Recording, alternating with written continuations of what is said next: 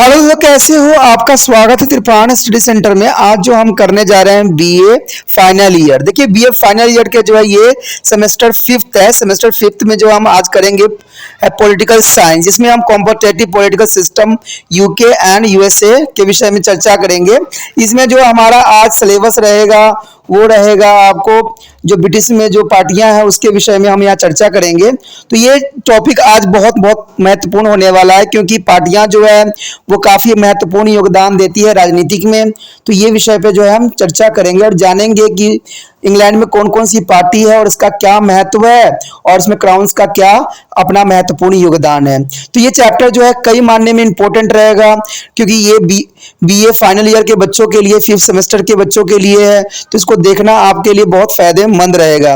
लेकिन आपको पता है कि चैप्टर स्टार्ट करने से पहले एक बात जो मैं हमेशा कहता हूं, जिसको आपको सोचना भी चाहिए, विचार भी करना चाहिए और अमल भी करना चाहिए, कि जब भी वीडियो देखिए पूरा देखिए, क्योंकि अधूरा जानकारी सदैव खतरनाक होता है। साथ में एक इंपॉर्टेंट बात ये भी रहता है, अगर आप पहली बार वीडियो देख रहे हो तो लाइक शेयर सब्सक्राइब करना मत भूलना। तो दोस्तों, लाइक कीजिएगा तो बनाने वाले का मनोबल बढ़ता है, सब्सक्राइब कीजिएगा तो इससे ये होता है कि जब भी मैं कोई वीडियो डालूंगा उसका नोटिफिकेशन आपको समय रहते मिल जाएगा। और देखिए, शेयर का मतलब ये होता है कि आपके थ्रू न जाने किन बच्चों को हेल्प मिल जाए, ये आप भी नहीं जानोगे। इसलिए जो है आप शेयर जरूर करो, ठीक है। व्हाट्सएप स्टेटस पे भी लगाओ। दोस्तों, एनएसएस सेंटर जो कई मानने में बहुत से बच्चों के लिए हेल्पफुल है, चाहे वो 8th क्लास हो, 9th 10th 11th 12th हो, चाहे वो एनआईएस बोर्ड के बच्चे हो, ठीक है, चाहे बीए एमए के बच्चे हो, सभी क्लासों के लिए कुछ ना कुछ जो है त्रिपाण सेंटर में उपलब्ध है। तो इसलिए आपके लिए जरूरी है कि आप सब्सक्राइब करके इसको चैनल को जो है सेव कर लो, नहीं तो बाद में अगर रिसर्च करोगे तो शायद आपको ये चैनल प्राप्त ना हो। तो इसलिए सोचना नहीं, विचार नहीं करना है, सब्सक्राइब करके जो है अपने पास सेव करना है। दोस्तों, ये तो बात था आपके लिए, लेकिन आप देखते हैं हमारा आज टॉपिक क्या है। राजनीतिक दल। राजनीतिक दल जो कि काफी इंपॉर्टेंट हमारा है, ये फिफ्थ सेमेस्टर के बच्चों के लिए पॉलिटिकल साइंस है। कहते हैं जिस देश में प्रजातंत्र है उस देश की राजनीतिक दलों का होना अत्यंत अनिवार्य है। कहते हैं दोनों अभिन्न अंग होते हैं। अगर दल नहीं होंगे और प्रजातंत्र नहीं होगा तो किसी भी राष्ट्र का चलना संभव नहीं है। राजनीतिक दलों के बिना प्रजातंत्र की सफलता भी नहीं मिल सकती है, और दूसरी ओर राजनीतिक दलों का विकास प्रजातंत्र में ही हो सकता है। तो ये काफी इंपॉर्टेंट बात रखता है यहाँ पर। अगर बात करें हम प्रजातंत्र में शासन का आधार जनमत होती है। देखिए दोस्तों, यहाँ पर जो है प्रजातंत्र में शासन का आधार जो होती है जनमत।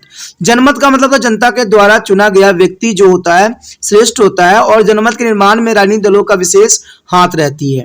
इसमें बहुत से साइंटिस्टों ने अपने विचार और अपने विचारधाराओं को यहाँ रखा है, लेकिन अगर हम प्रोफेसर मिनरो की बात सुनने जाने तो इन्होंने साफ शब्दों में कहा था कि स्वतंत्रता राजनीतिक दल की लोकतंत्र सरकार का एक दूसरा नाम है। यानी स्वतंत्र राजनीतिक दल, यानी जो राजनीतिक दल वो दल होते हैं जो किसी के अंदर कार्यकाल नहीं करते।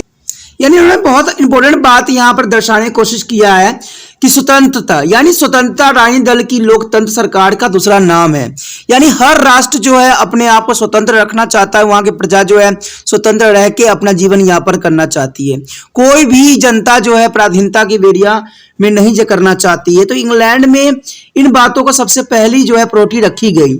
इंग्लैंड में प्रजातंत्र की सफलता का सहारा राजनीतिक दलों पर ही है, और कहते हैं इंग्लैंड में तो राजनीतिक दलों का महत्व और भी अधिक है, क्योंकि इंग्लैंड में संसदीय सरकार को अपनाया गया है। ठीक है, इंग्लैंड में जो है प्रजातंत्र का अपना एक महत्व है, क्योंकि वहां पर जो है संसदीय सरकार को अपनाया गया, और संसदीय सरकार जो है राजनीतिक दलों के बिना नहीं चल सकती है। ये बात यहाँ पर इंपॉर्टेंट रखता है।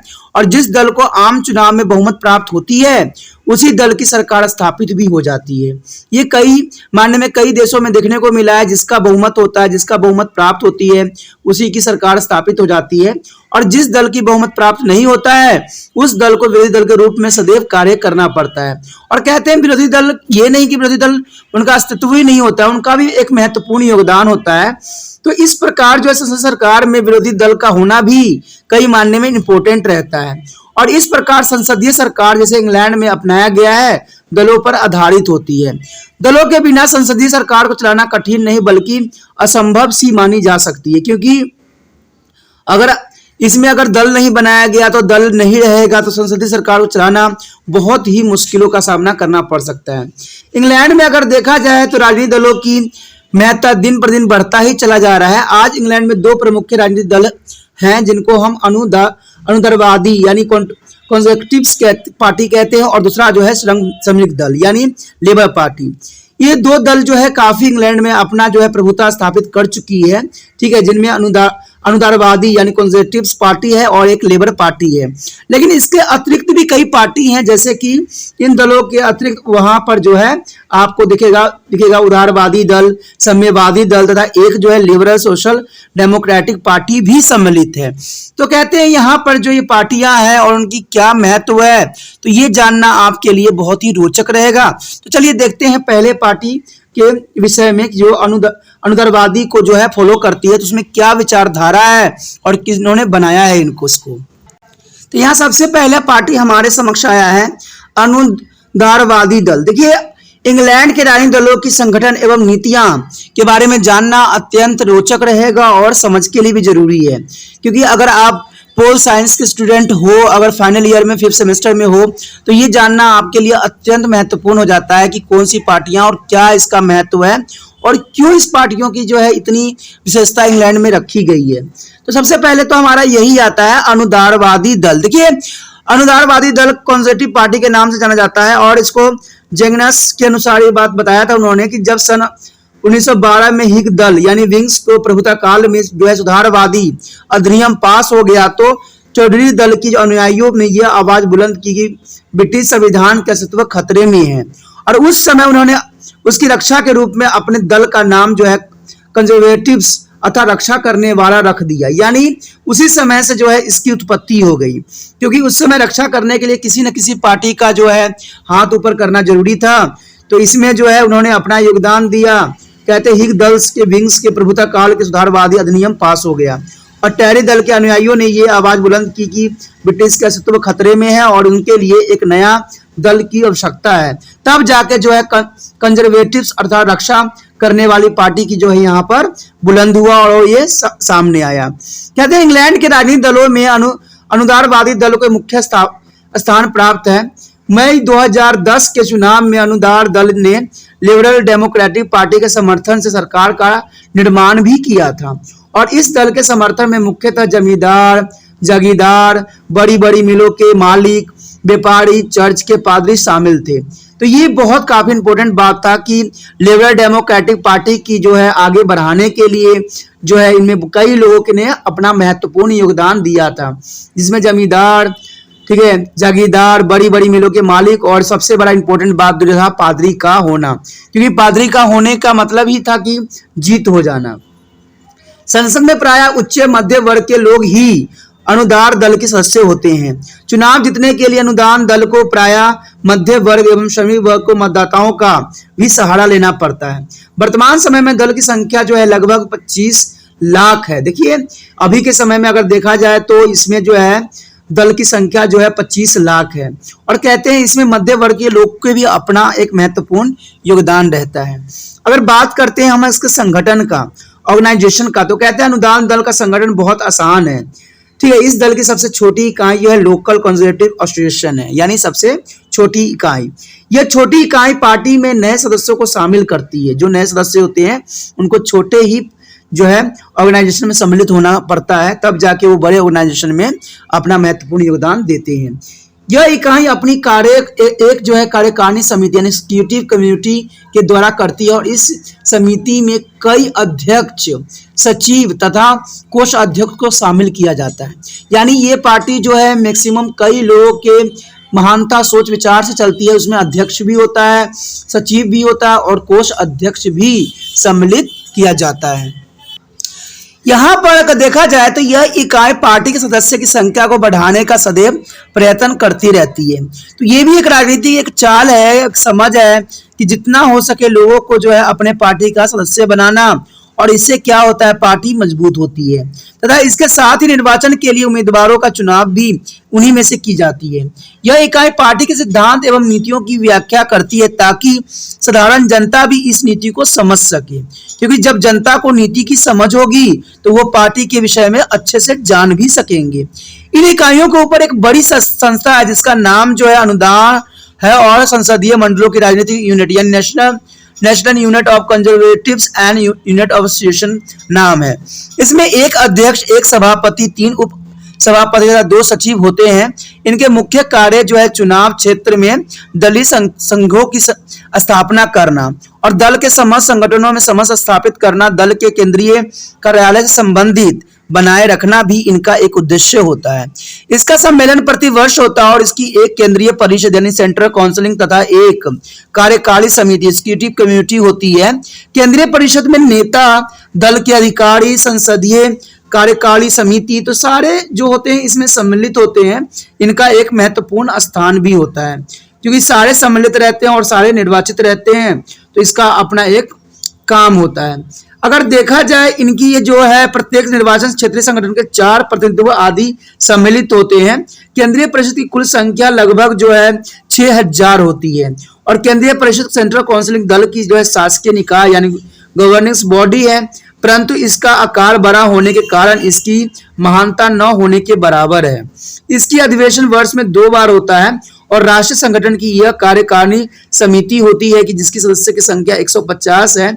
ये सदस्य मुख्यतः प्रांतीय क्षेत्र से आते हैं और कार्यकीय समिति वास्तव में दल के शासन को संचालित करने वाली होती है और इसका अधिवेशन प्रति मास होती है। देखिए, अगर राजनीतिक में बने रहना होता है तो पार्टियों का ये होता है कि जनता के समक्ष और जनता के विश्वासों पे खड़ा होना भी जरूरी है। तो ये पार्टी ने बहुत ही इसको सहजता के साथ इस बात को आगे उठाया है क्योंकि इसका काम ये भी होता है कि जनता के साथ मिलना और जनता के साथ विचार विमर्श करना और जनता के लिए वोटिंग करना। तो ये सारी बातें जो है जनता के सामने अपने आप को रिप्रेजेंट करने के ही सवाल आता है। तो यहाँ पर कॉन्स्टिट्यूटिव पार्टी जो है काफी इंपॉर्टेंट बन के उभर रही है। अगर बात यहाँ पर हम करें अनुदान दल के अंदर सबसे महत्वपूर्ण व्यक्ति दल का नेता होता है। दल का नेता 1 वर्ष के लिए नहीं चुना जाता है बल्कि एक बार नेता चुना जाने पर तब तक नेता रहता है जब तक कि उसकी मृत्यु नहीं हो जाती। तो ये यहाँ पर काफी इंपॉर्टेंट बात है कि जब तक इंसान की मृत्यु न हो जाए तब तक जो है वो त्याग पत्र नहीं देता है। दल का नेता बहुत शक्तिशाली होता है। नीति निर्माण का कार्य प्राय नेता ही करते हैं और कार्यकारिणी समिति के सदस्य उसके सलाह के रूप में कार्य करते हैं और दल का नेता एक कार्यकारिणी समिति यानी एग्जीक्यूटिव कमेटी की नियुक्ति भी करता है जिसमें समस्त व्यवसायिक समितियों के अध्यक्ष सम्मिलित होते हैं। दल का नेता ही प्राय अपने दल के हाउस ऑफ कॉमन्स में नेता होता है, यानी हाउस ऑफ कॉमन्स में नेता होता है जो कि इंग्लैंड के पार्लियामेंट को रिप्रेजेंट करता है। और कहते हैं 1979 ईस्वी में आम चुनाव में यानी 1979 में आम चुनाव में अनुदान दल के कॉमन सदन में जो है 339 सीटें प्राप्त हुई थी, यानी 339 सीटें इसको प्राप्त हुई थी और अनुदान दल की नेता श्रीमती जो है थैचर प्रधानमंत्री बने। यह पहला अवसर था जब महिला ब्रिटेन की प्रधानमंत्री बनी और जून 1983 और जून 1987 के चुनाव में अनुदान दल के प्रधानमंत्री थैचर के नेतृत्व में ऐतिहासिक विजय प्राप्त भी किया। कहते हैं अप्रैल 1992 के चुनाव में अनुदान दल की प्रधानमंत्री जॉन मेजर के नेतृत्व में बहुमत प्राप्त हुआ और सन जो है मई 1997 में कॉमन सदन के चुनाव में अनुदान दल के प्रधानमंत्री जॉन मेजर को नेतृत्व में करारी हार का भी सामना करना पड़ा। यह पार्टी कॉमन सदन की कुल संख्या का 659 सीटों से मात्र 165 सीटें ही प्राप्त कर सकी, जो कि बहुत बड़ी हार यहां पर देखने को मिल सकता है। अनुदान दल की हार का महत्वपूर्ण कारण यह रहा कि प्रधानमंत्री जॉन मेजर राजनीतिक तूफान की गहराई और समय के साथ बदली हुई मतदाताओं की भावनाओं को नहीं समझ पाए। अनेकों मंत्रियों की भ्रष्टाचार और रंगरलिया के आरोपों के कारण त्याग पत्र देने पड़े, जिससे अनुदान दल की सरकार की स्थिति खराब हो गई और जून 1997 में अनुदान दल के जॉन मेजर की जगह विलियम हेगा की सरकार की स्थापित खराब हो गई और विलियम हेगा को अपना नेता चुन लिया गया। विलियम हेग जो है पिछले लगभग 150 वर्ष में अनुदान दल के सबसे युवा नेता हैं और मई 2005 के आम चुनाव में पुनः इस दल को पराजय का सामना करना पड़ गया, परंतु मई 2010 के चुनाव में अनुदान की 304 सीटें प्राप्त हुई और इस पार्टी के नेता David Cameron liberals democratic party के समर्थन से प्रधानमंत्री बने। और कहते हैं 2015 में हुई चुनाव में अनुदान दल के स्पष्ट बहुमत प्राप्त हुआ और तथा डेविड कैमरॉन जो है पुण्य प्रधानमंत्री बने। तो इस तरह से जो है इनके उतार चढ़ाव देखने को मिला। उसके पश्चात जब कहते हैं जून 2017 में हुए चुनाव के बाद अनुदान दल के जो है डेमोक्रेटिक यूनियनिस्ट पार्टी के साथ मिलकर थेरेसा मे के नेतृत्व में गठबंधन सरकार का निर्माण किया। दिसंबर 2019 में हुए कॉमन सदन के चुनाव में इस दल के पूर्ण बहुमत प्राप्त करके ही श्री बोरिस जॉनसन को नेतृत्व में सरकार बनाई गई। तो ये काफी इंपॉर्टेंट था इस पार्टी का। कहते हैं केंद्रीय कार्यालय, कहते हैं सेंट्रल ऑफिस, अनुदान दल का केंद्रीय कार्यालय जो है 32 स्मिथ स्क्वायर लंदन में स्थित है। यह कार्यालय पार्टी अध्यक्ष के देखरेख में सारा प्रबंधक का ये कार्य करता है। यदि अनुदान दल की सरकार बनी है तो इस समय जो है प्रधानमंत्री को ही दल का नेता माना जाता है। अगर हम यहाँ बात करें अनुदारवादी दल की सिद्धांत यानी प्रिंसिपल ऑफ कंजर्वेटिव पार्टी की क्या प्रिंसिपल है, तो ये अत्यंत महत्वपूर्ण बात रहेगा यहाँ पर कि इसके प्रिंसिपल किस बेस पे कार्य करते हैं। अनुदारवादी दल जैसे कि इसका नाम है पुरानी संस्थाएं और विचारधाराओं को बनाए रखने में पक्ष में है, यानी पुराने विचारधाराओं को लेकर चलना ही कंजर्वेटिव पार्टी का एक मेन लक्ष्य है। इस दल का विश्वास है कि पुरानी संस्थाओं को रीति रिवाज एवं परंपराओं में कोई खास परिवर्तन नहीं आना चाहिए। अनुदान दल नीति संपत्ति और जो स्थापित चर्च राज मुकुट साम्राज्य और देश विदेश की पूंजीवाद कुलीन के वर्ग के प्रमुख समर्थक है। तो ये काफी इनके बात जो है पुराने समय को लेकर चलना ही सबसे बड़ी इनके लिए घातक सिद्ध हो रहा है। इंग्लैंड में राजतंत्र बने रखने का कारण अनुदारवादी दल भी है, क्योंकि इंग्लैंड में जो अगर राजतंत्र बना हुआ है तो इसका कारण सबसे बड़ा जो है अनुदारवादी दल ही है।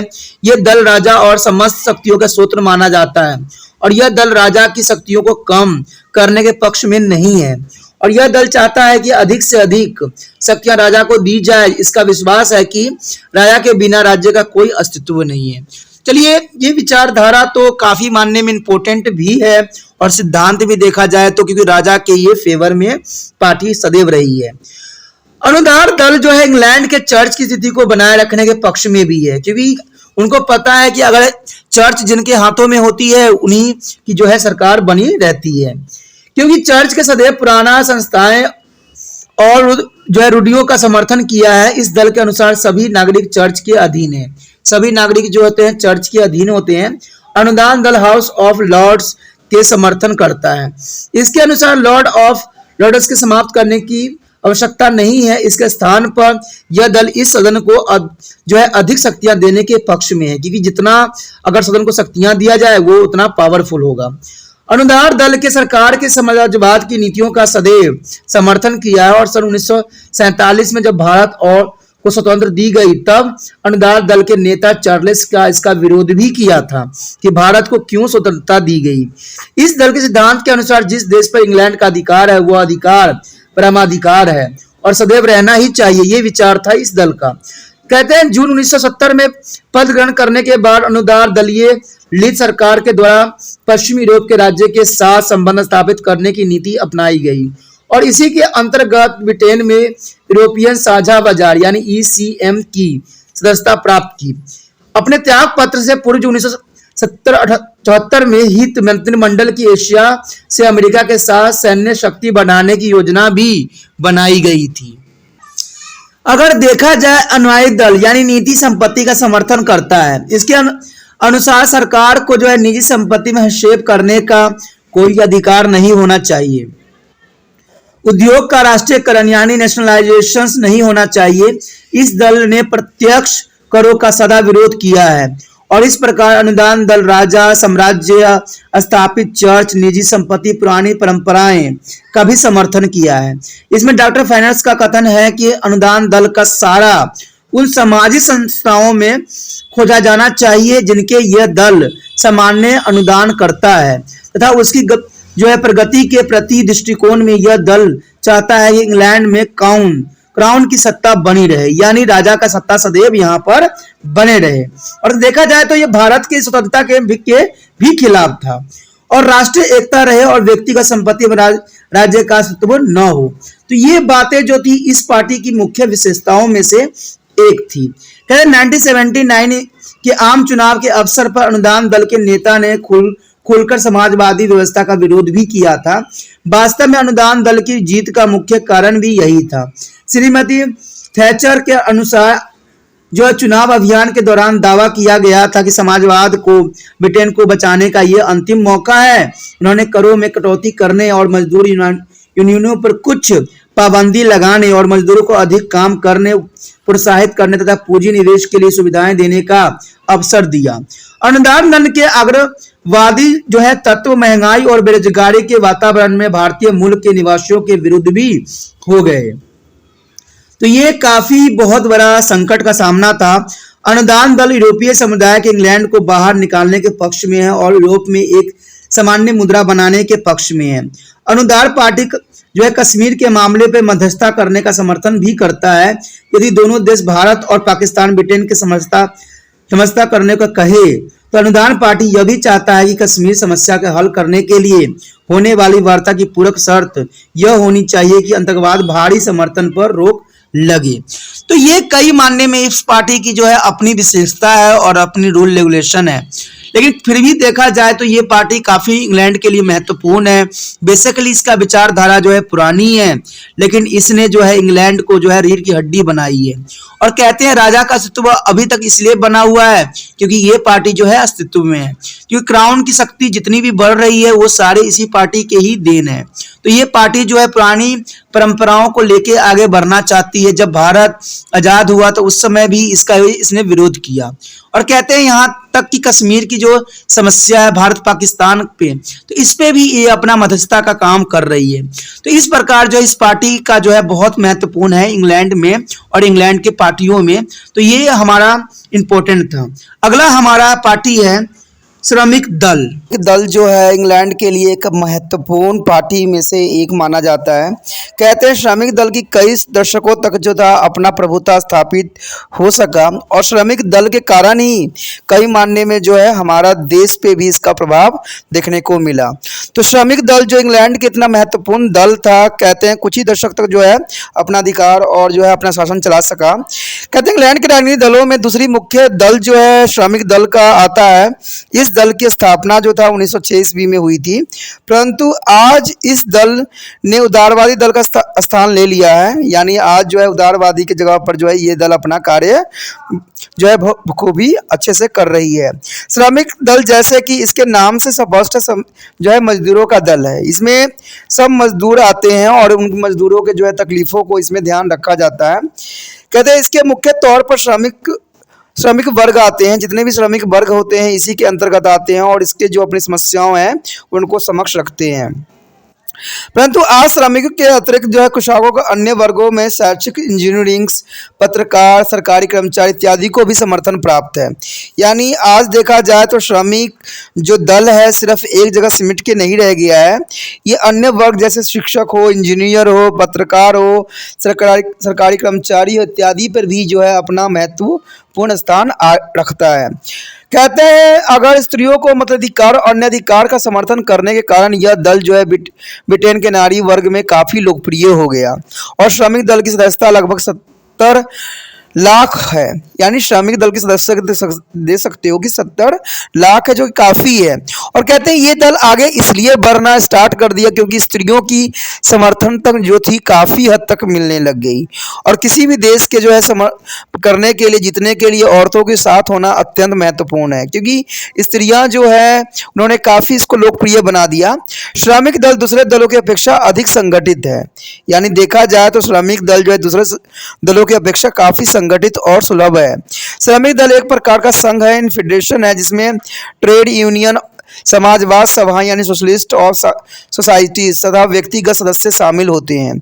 इस दल का वार्षिक अधिवेशन जो होती है जिसमें जो है विभिन्न संस्थाओं के प्रतिनिधि भाग लेते हैं और वार्षिक सम्मेलन में निम्न संस्थाओं के संगठन के लिए 1100 से भी अधिक प्रतिनिधि शामिल होते हैं और इस वार्षिक अधिवेशन में ही दल की नीति का निर्णय किया जाता है। दल के वार्षिक अधिवेशन में राष्ट्रीय कार्यपालिका समिति या नेशनल एग्जीक्यूटिव ऑफ कम्युनिटीज का चुनाव भी किया जाता है और इसे समिति के जो है 28 सदस्य होते हैं और इस समिति के सारे देश में दल के संगठन और कार्यों पर नियंत्रण रखने के लिए सुचारू बनाया जाता है। यह समिति जो है केंद्रीय कार्यकाल का मार्ग प्रदर्शन करती है, यानी मार्गदर्शन करने के महत्वपूर्ण योगदान भी देती है। इस दल का एक नेता है भी होता है, पर उसकी स्थिति वह नहीं है जो कि अनुदार दल के नेता की होती है, दूसरे दल की नेता की होती है। इसका बहुत साफ जाहिर बात होता है। श्रमिक दल का नेता संसद व श्रमिक दल के सदस्य द्वारा ही चुने जाते हैं। कहते हैं 3 मई 1979 से आम चुनाव में श्रमिक दल की हार ही हुई है, यानी 1979 से लेके आज तक जो है इसकी काफ़ी हार हुई है। और 1983, 1987 और 1992 के चुनाव में श्रमिक दल की जोरदार हार हुई। और कहते हैं 1992 के आम चुनाव में अवसर पर ऐसा प्रतीत था कि शायद लेबर पार्टी सत्ता में आए, परंतु लेबर पार्टी नील क्लिनेंस के नेतृत्व में चुनाव हार गई, जो कि बहुत बड़ा झटका था। यानी कहते हैं कई दशक तक जो है ये श्रमिक दल चुनाव में हारती रही और इसका पार्टी जो था खोखली होती चली गई। लेकिन कहते हैं कि कोई पार्टी अगर हार रहा है तो जीतने का भी कई जो है रास्ते निकलते हैं। तो आगे चल के ये पार्टी काफ़ी विस्तृत बनी और काफ़ी जीत के लिए अग्रसर भी हुई। यदि बात करें मई 1997 के चुनाव में लेबर पार्टी ने युवा नेता टॉनी ब्लेयर के नेतृत्व में ऐतिहासिक विजय हासिल किया और इस पार्टी को कॉमन सदन की कुल जो 659 में से 419 सीट प्राप्त हुई, जो कि बहुत बड़ी जीत थी।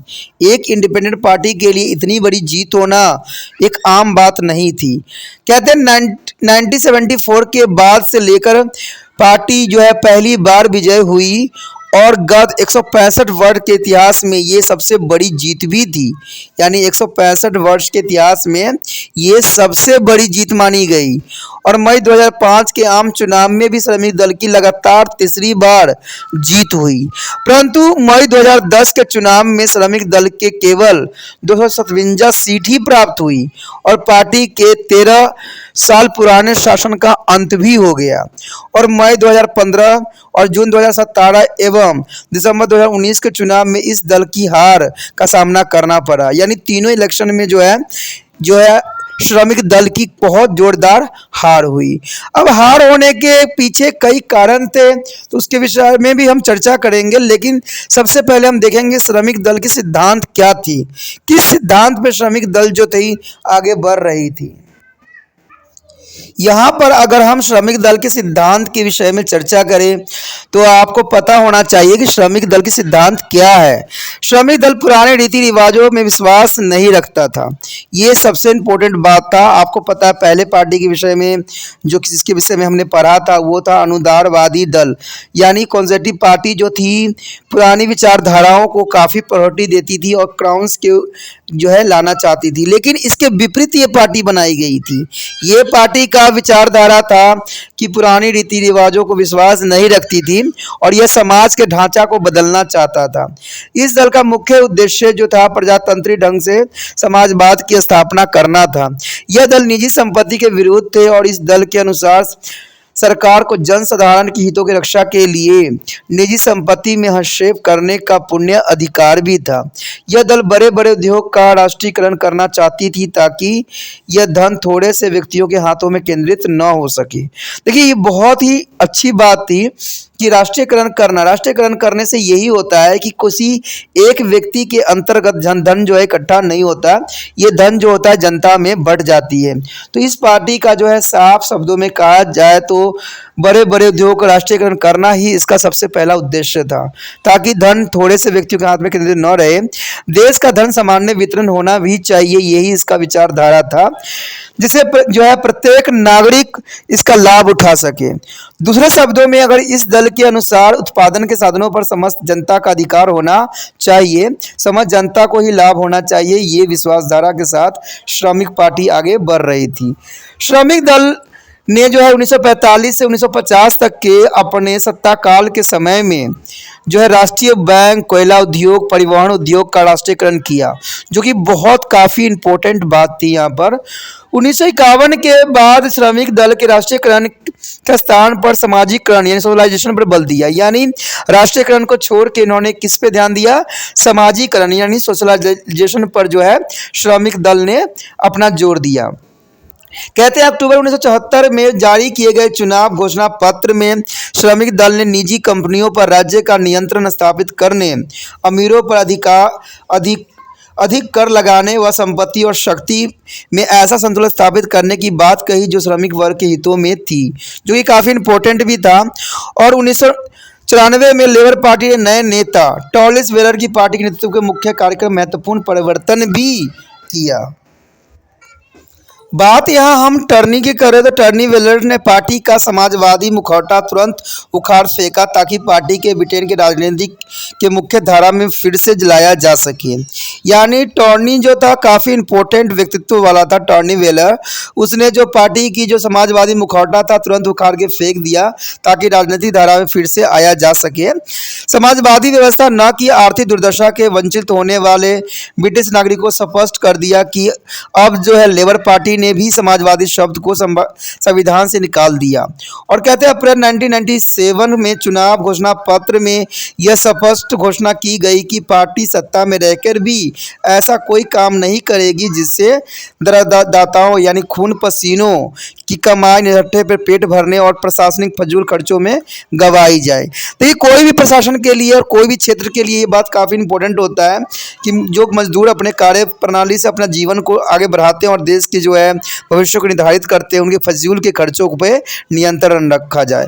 लेकिन इसमें भारत जो है 10 कदम आगे है। यहाँ पर तो कहते हैं इतने पार्टियों की पैसा खर्च होती है फजूल की जिसमें कोई नियंत्रण नहीं है। ठीक है, सारे पार्टी जो है अपने अपने पार्टियों को आगे बढ़ाने के लिए तरह तरह के हथकंडे अपनाती है, यहाँ तक कि लोगों को लालच का भी पिटारा खोलती है। तो कहते हैं ये पिटारा काफ़ी दिनों तक नहीं चलेगी, ये कन्फर्म है। जिस दिन भारत के नागरिकों को भी ये बात समझ में आ जाएगी कि ये सिर्फ एक दिखावा है, धुंधला सपना है जिसमें सिर्फ कहते हैं अच्छे दिन आने की बात बताई जाती है लेकिन अच्छे दिन आते नहीं है। जिस दिन भारत के नागरिकों को ये भ्रम टूट जाएगा उस दिन भारत भी जो है इन मोह माया से छुटकारा पा जाएगा। तो ये पाना भी बहुत ज़रूरी है क्योंकि कोई भी पार्टी का सिर्फ यही मकसद होना चाहिए कि हर एक गरीब, हर एक इंसान को जो है सुचारू रूप से जीवन यापन करने के लिए हर चीज़ चाहिए। इस पार्टी ने भी कुछ इसी तरह से किया कि जो मजदूर है खून पसीने से कमाए गए पैसे होते हैं उनके फजूल खर्चों पे सबसे बड़ी कार्रवाई किया। पार्टी हथियार विशेषकर परमाणु तथा रासायनिक हथियारों के भंडार करने से रोकने के लिए प्रतिबंधित हुआ। पार्टी ने सरकारी फजूल खर्चों में कटौती के द्वारा मुद्रा समृद्धि पर भी नियंत्रण के लिए कड़े कदम उठाने का संकल्प भी लिया। खोखले हो चुके कंपनियों का उद्धार करने के साथ साथ छोटे छोटे उद्योगों को प्रोत्साहित करना कंपनी ने अपना महत्वपूर्ण स्थान समझा। यानी श्रमिक पार्टी ने इन चीज़ों पर विशेष ध्यान दिया। और कहते हैं यूरोपीय तथा अंतर्राष्ट्रीय प्रतियोगिता में ब्रिटेन के साथ जो है साख बचाना काफ़ी इम्पोर्टेंट रह गया था, इसलिए अफ्रीका तथा एशिया देशों के साथ खुले दिल से सहयोग बढ़ाने के लिए लेबर पार्टी वचनबद्ध हो गई।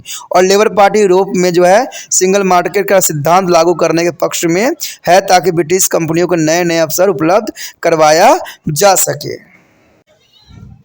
तो ये सारी बातें इंपॉर्टेंट थी। कहते लेबर पार्टी जो थी काफ़ी सिंगल मार्केट का सिद्धांत लागू करने के पक्ष में थी ताकि ब्रिटिश कंपनियों को नए नए अवसर उपलब्ध करवाए जा सके। लेबर पार्टी ने सामान्य कृषि नीति अपनाकर जो है व्यापक सुधार कार्यक्रम लागू भी किए जाने के मध्य निम्न जो है आदान वर्ग के किसानों के हितों की रक्षा का वादा भी किया। पार्टी ने मतदाताओं को रोजगार एवं सामाजिक सुरक्षा के कार्यक्रम के साथ साथ प्रशासन तथा सरकार के स्वच्छता तरक्की पारदर्शिता रखने का विश्वास भी दिलाया। कहते लेबर पार्टी ने अल्पसंख्यकों तथा समाज के विभिन्न वर्गों के लिए अनेक कार्यक्रम के वादे भी किए जो कि काफ़ी इम्पोर्टेंट बात यहाँ पर रखता है। इसलिए बाहर से आकर बसने वाले लगभग कहते हैं 10 लाख अश्वेत अल्पसंख्यकों ने लेबर पार्टी का समर्थन किया। यानी लेबर पार्टी ने इन अश्वेत अल्पसंख्यकों को काफ़ी प्रेरणा दिया, सहयोग दिया और इससे 30 लाख अश्वेत अल्पसंख्यकों का सहारा भी मिला। संक्षेप में लेबर पार्टी की नीति का कार्यक्रम में महत्वपूर्ण परिवर्तन किया गया। लेबर पार्टी ने नेता टॉड वेलर्स ने भी समाजवादी की नई परिभाषा देकर समाजवाद का जो है तिरस्कार कर दिया, जिसकी सराहना थैचरवाद के भक्तों ने भी किया। और वेलर्स ने कहा कि मूल धारणा यह है कि वैश्विकता उपलब्धि के लिए दृढ़ और संयुक्त समाज का होना बहुत ज़रूरी है, इसलिए हमें समाजवाद कहते हैं। यानी इस प्रकार समाजवाद का जो है वहाँ पर उदय हुआ। आगे जो यहाँ श्रमिक दल के जो है सीमित राजतंत्र के पक्ष में थे, ये दल राजा को कम से कम शक्तियाँ देना चाहते थे। इस दल द्वारा जो है हाउस ऑफ लॉर्ड्स की रचना भी की जो है सख्त आलोचना भी की गई। यानी यहाँ पर जो है हाउस ऑफ लॉर्ड्स की रचना की सख्त आलोचना भी किया गया और इसके अनुसार जो है हाउस ऑफ लॉर्ड्स में सुधार भी होना चाहिए ताकि इसे अधिक से अधिक जो है उपयोगी बनाया जा सके अथवा इसे समाप्त भी कर दिया जा सके। तो ये पार्टी जो कई मायने में जो है क्राउन्स का जो है साफ विरोधी था और वो चाहता नहीं थे क्राउन्स का जो है काफ़ी शक्ति बढ़े। श्रमिक दल लोकतंत्र का समर्थन था, वो नागरिकों को मौलिक अधिकार और स्वतंत्रता देने के पक्ष में सदैव ही रहता था, इसलिए श्रमिक दल अपना महत्वपूर्ण जो है लोकतंत्र के समर्थन में लगाता था। श्रमिक दल जो है समाजवादी की नीतियों में विश्वास नहीं रखता था। इसकी सबसे बड़ी बात थी कि श्रमिक दल जो था समाजवादी नीतियों के विश्वास नहीं रखता था। यह दल चाहता था कि समाजवाद के प्रत्येक देशों को अपना शासन स्वयं चलाने का अधिकार दिया जाए, यानी प्रत्येक देश को जो है अपना शासन चलाने का पुण्य अधिकार है, इसमें दूसरे देश के द्वारा जो है पार्टिसिपेट नहीं किया जाएगा। भारत को जब स्वतंत्रता मिली तब इंग्लैंड में इसी दल की सरकार थी, तो ये काफ़ी इंपॉर्टेंट बात थी इस समय। यदि यह दल उस समय शक्ति में न होता तो शायद भारत को जो है 1947 में जो क्रांति प्राप्त हुई, स्वतंत्रता प्राप्त हुई, वो शायद न भी प्राप्त होता, क्योंकि शक्ति न होता तो शायद ही भारत को जो है 1947 में स्वतंत्रता प्राप्त न होती। यह दल जो है अनुदान दल की तरह संयुक्त राष्ट्र संघ का समर्थन भी करता था और इसके अनुसार संयुक्त राष्ट्र संघ के अधिक अधिकार मिलने चाहिए ताकि संसार में शांति की स्थापना किया जा सके। यह दल चाहता था कि अंतर्राष्ट्रीय झगड़ों को शांतिपूर्वक निपटारा जाए। देखिए दोस्तों, कहते हैं कि कुछ जो होता है वो अच्छे के लिए होता है। मान लीजिए अगर लेबर पार्टी नहीं होता तो शायद भारत के जो दुर्दशा थी उसको नहीं समझ पाते, क्योंकि इसी दल के कारण ही भारत को जो है स्वतंत्रता प्राप्त हुई और ये बहुत बड़ी बात थी इस पार्टी का। ठीक है, बेशकली अपने देश में जैसे भी रहे लेकिन भारत के लिए इसने बहुत ही महत्वपूर्ण योगदान भी दिया। कहते हैं अप्रैल 1997 का चुनाव घोषणा पत्र में स्पष्ट कहा गया कि मानवाधिकार की सुरक्षा लेबर पार्टी की विदेश नीति की अहम हिस्सा होगी। अब देखिए, मानवाधिकार की सुरक्षा करना कई मायने में इम्पोर्टेंट भी था उस समय। लेबर पार्टी की सरकार जो है नरसंहारों और युद्ध अपराधों और मानव के खिलाफ अपराध की जांच के लिए अस्थायी अंतर्राष्ट्रीय न्यायालय के संगठन का प्रयास भी करेगा, इस बात पर जोर दिया। घोषणा पत्र में कहा गया कि लेबर पार्टी की संख्याओं में संयुक्त सरकार की जो है राज्य के बड़े पैमाने पर सुधार का जो है दबाव डालेगी। लेबर पार्टी सुरक्षा परिषद के सुधार का पुनर्गठन के पक्ष में था और लेबर पार्टी का मानना था कि सुरक्षा परिषद का विस्तार किया जाना चाहिए और सुरक्षा परिषद में विश्व के अलग अलग क्षेत्रों के समूचे प्रतिनिधित्व होना चाहिए। ये पार्टी का जो था मुख्य धारा थी। देखा जाए तो सुरक्षा परिषद में विश्व के अलग अलग क्षेत्रों का समुचित प्रतिनिधित्व होना चाहिए, ये पार्टी का मुख्य विचारधारा था। लेबर पार्टी ने अपने चुनाव घोषणा पत्र में प्रक्षेप रूप से कश्मीर मामले में हस्तक्षेप करने का वादा किया। लेबर पार्टी की सरकार लंबे समय से जारी कश्मीर समस्या का हल करने के लिए भारत और पाकिस्तान को मदद करेगी। लेबर पार्टी कश्मीर में संयुक्त राष्ट्र द्वारा आयोजित जनमत संग्रह के पक्ष में है। वैसे लेबर पार्टी का भी मानना है कि कश्मीर समस्या का एकमात्र हल शिमला समझौता के तहत किया जा सकता है।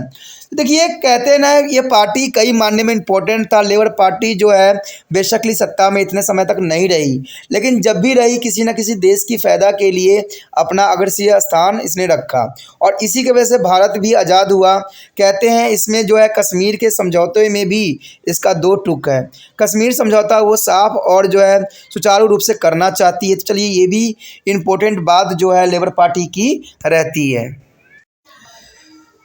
आगे जो हमारा है उदारवादी दल। देखिए, ये उदारवादी तीसरी दल थी जो इंग्लैंड की पार्टियों के लिए महत्वपूर्ण था, इंग्लैंड के लिए काफ़ी इंपॉर्टेंट था। उदारवादी दल यानी लिबरल पार्टी जो थी बहुत काफ़ी इंपॉर्टेंट अपना स्थान रखता है। कहते हैं उदारवादी दल का उतना ही पुराना इतिहास है जितना कि अनुदारवादी दल की है। एक साथ था जब इसकी महानता उतनी ही थी, यानी जब ये एक दल एक साथ थी तो दोनों की महानता काफ़ी एक जैसे ही थी जितने की श्रमिक दल की थी। कहते हैं 19वीं शताब्दी में जितने भी सुधार अधिनियम पास हुए उन सब का सेहरा जो है उदारवादी दल को ही जाता है।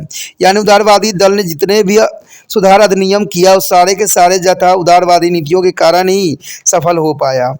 कहते हैं 20वीं शताब्दी में आयरलैंड की स्वतंत्रता, मताधिकार संबंधी सुधार और स्त्रियों को मताधिकार, मजदूरों की स्थिति में सुधार और लॉर्ड सदन की शक्तियों में कमी आदि महत्वपूर्ण सुधार इस दल के जो है नेतृत्व में ही हो सका।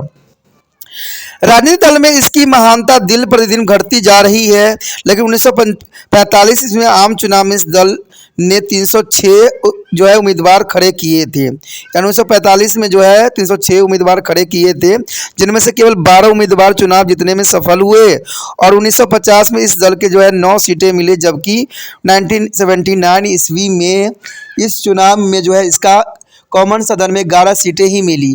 इस दल के समर्थन प्रायः छोटे छोटे दुकानदार, व्यवसाय तथा साधारण आम आदमी व लोग करते हैं, आमदनी वाले लोग ही कर पाए हैं।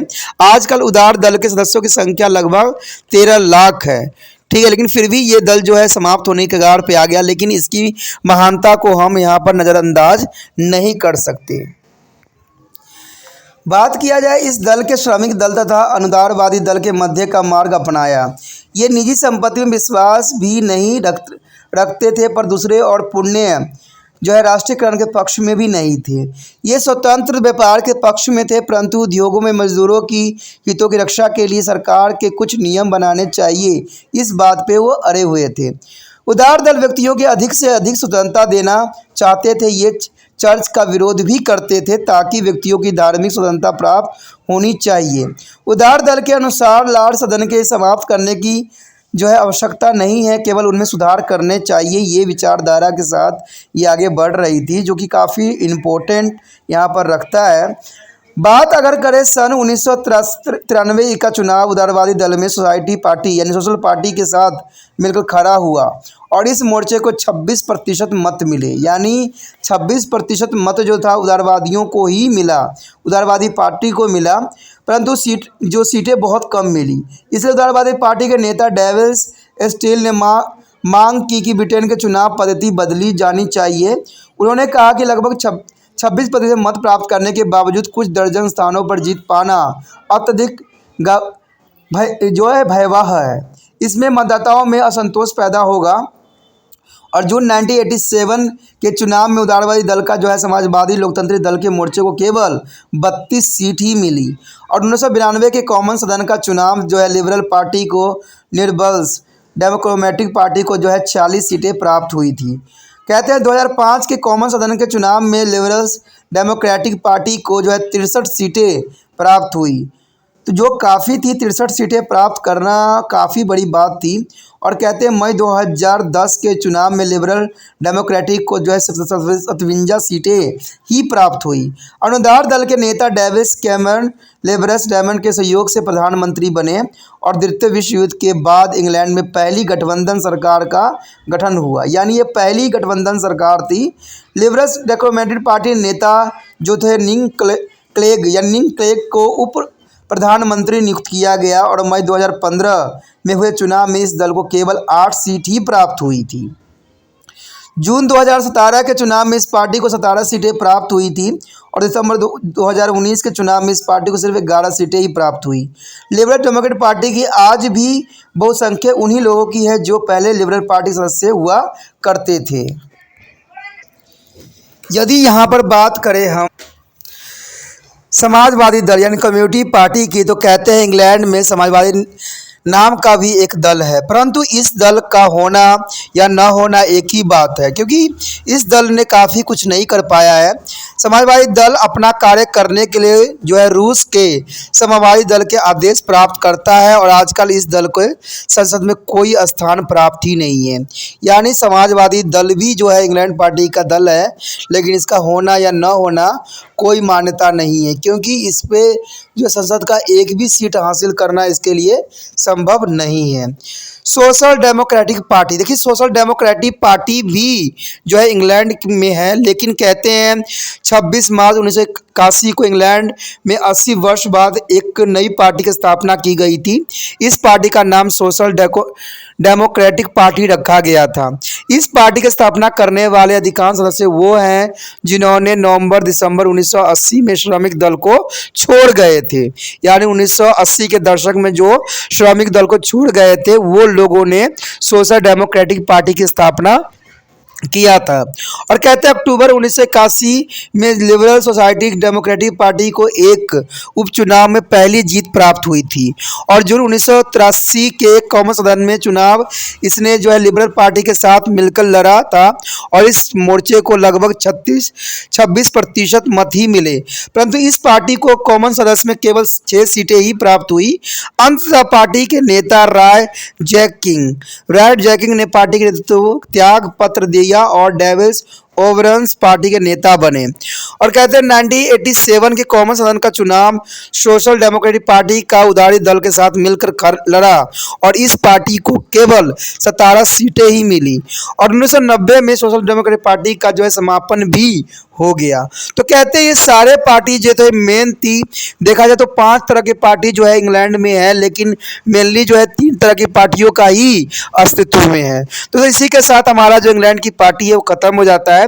आगे जो रहेगा इंग्लैंड की दलीय प्रणाली की मुख्य विशेषता, तो इसके विषय में जो है अगला हम टॉपिक में करेंगे। तो आप इसी तरह त्रिपाण सेंटर को लाइक शेयर सब्सक्राइब जरूर कीजिए और जो भी बीए के बच्चे हैं जो फाइनल ईयर के 5th सेमेस्टर में उनको ये जरूर वीडियो को जो है शेयर कीजिए। और शेयर करने के लिए आपको बहुत बड़ा लंबा प्रोसेसिंग नहीं करना है, यूट्यूब पर से जो है क्या करना है, लिंक को कॉपी करना है और व्हाट्सएप स्टेटस पे लगा देना है।